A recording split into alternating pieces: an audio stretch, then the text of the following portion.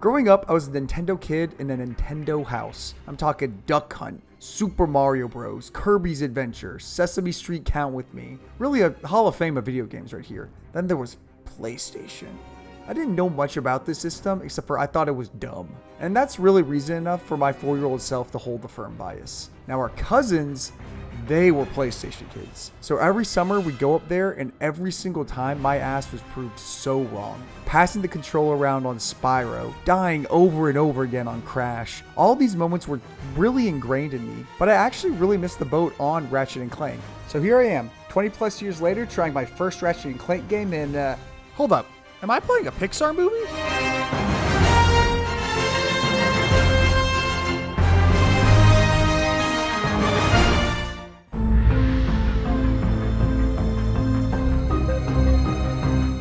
So the story of Ratchet and Clank is a solid one. A whole lot of saving the world, calling people your best friends, and shaking hands. The story opens up beautifully with this badass parade, everyone cheering for you because you saved the world, or I think you're retiring. I can't remember, I never played the other Ratchet and Clank game. Our boy Dr. Nefarious gets his hands on something called the Dimensionator, and then shoots you into another dimension. And now it's your mission to get back home. With the obvious twist that Ratchet and Clank are now separated, and you get to use this opportunity to jump in the shoes of Rivet, Ratchet's interdimensional counterpart. Simple, straightforward, and wholesome. I think the coolest part of interdimensional stories in movies, TV, and games is always seeing the interdimensional counterparts for characters, which is super cool in this game, but when I see the pirate version of this robot, it really does nothing for me. It's because I've never seen this guy even in the regular dimension. Now that's not Insomniac's fault, but for someone jumping in the first time, I can't help but be bummed out knowing I'm missing out on what are some probably really sensational moments for lifelong fans. Though this aspect does lend itself really well to the concept of playing as two protagonists, so you're given ample time to learn about your new Lombax pal, all while playing great into the context of your story. I do have one very genuine gripe with this game. Everyone is just too nice. I would be without you. You are my closest friend. I wouldn't consider any of these characters particularly nuanced. Like everyone is apologizing and growing as a person and picking each other up. You came after me. There's really no edge to these characters. That aspect was actually pretty surprising to me, considering this series has titles like Ratchet and Clank Up Your Arsenal and Ratchet and Clank Going Commando. But Rift Apart just felt pretty distant from that fun 90s attitude. I get that franchises are supposed to grow as time passes, but it feels a little bit like a swing too much in the other direction. Now where the game excels is in these fucking auxiliary characters. Like Gary, for example, who, as you can see, he is an interdimensional alligator hippie. Could be nothing. Be a cascading entropic fissure that will soon turn the entire universe into a formless soup. Time will tell.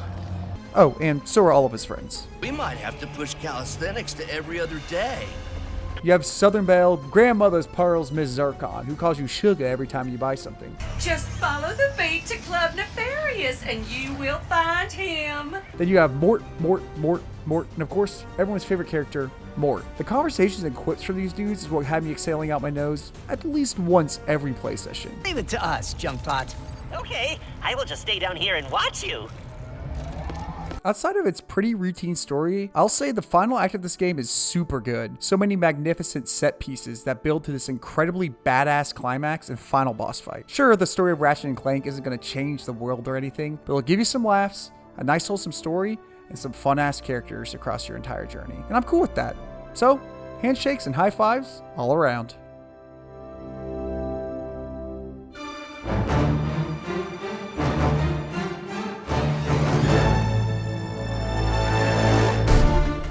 Rift Apart's gameplay is just so dope. That great feeling of the bullet storm, wacky gunplay, ferocious, frantic, explosive combat is just damn fun. You choose from all these different guns that are all so quirky and have their own little gimmick attached to them, but they never really overstay their welcome. Then once you get it fully upgraded, you just move on to the next one. A really subtle thing that Rift Apart does with its weapons is the minute you max one gun out, there's another one of comparable range and style waiting for you in the wings. Going from that regular blaster to the lightning gun just feels right. Or going from the shotgun to this shield thingy that blows up. There is always a replacement lying in wait for you to try out and experiment with.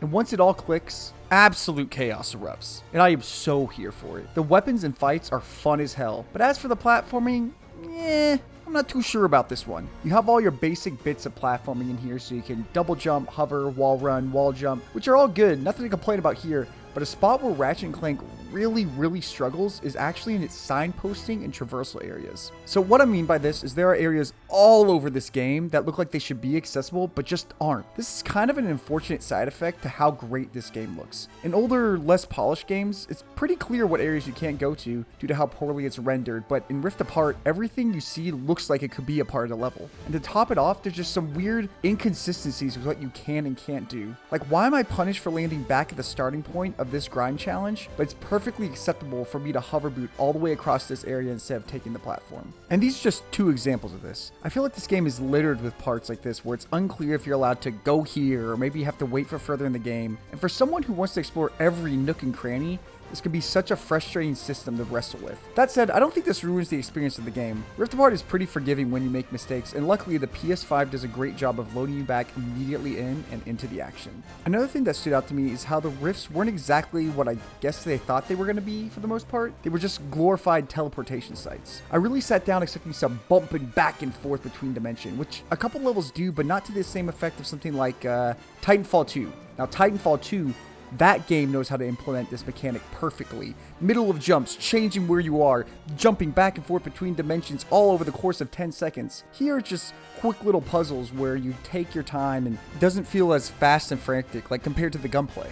Now I want to be clear, Rift Apart is fun. And not just fun like good ass, great ass time type of fun. And that's a credit to just how fun the fights are in this game. I couldn't wait just to sit back down and get into all these weird, different, quirky fights, bouncing around like a damn pogo stick, just owning bad guys left and right. So in summary, shooting fun, video games fun, Ratchet and Clank, fun.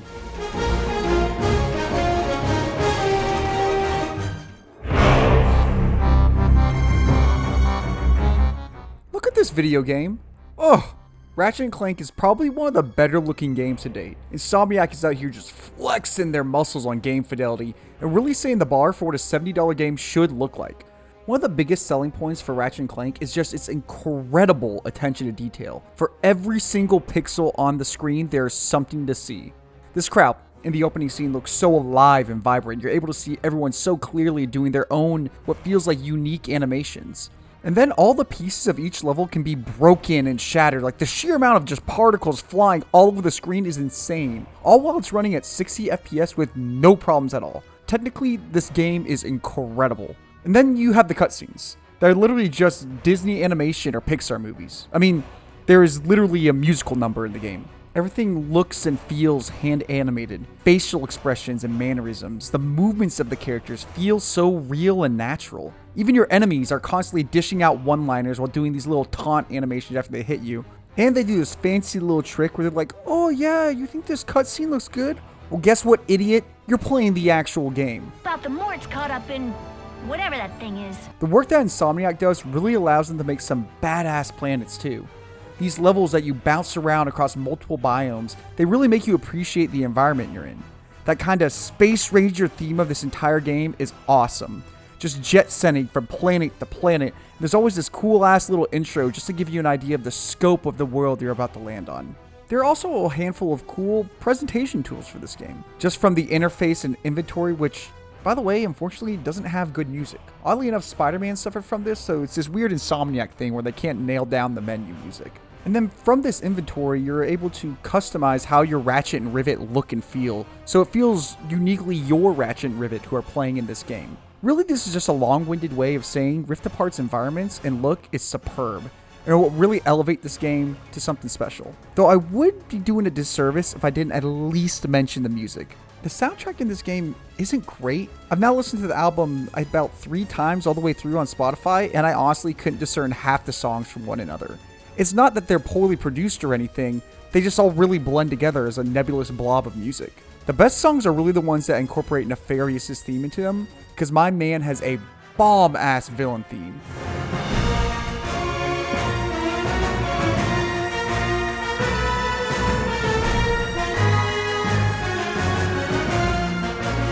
Nothing over the top, but a great breath of fresh air from a pile of fairly regular sounding music. Music aside, this game has such a good, jolly feel to it. Everything about the visuals and the world feel like they're intentionally built to make you happy and excited to be playing this game.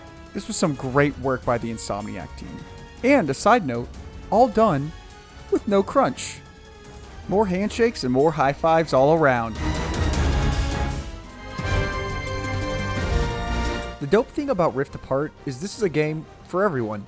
No matter your demo, you're going to find something about Ratchet and Clank that really resonates with you.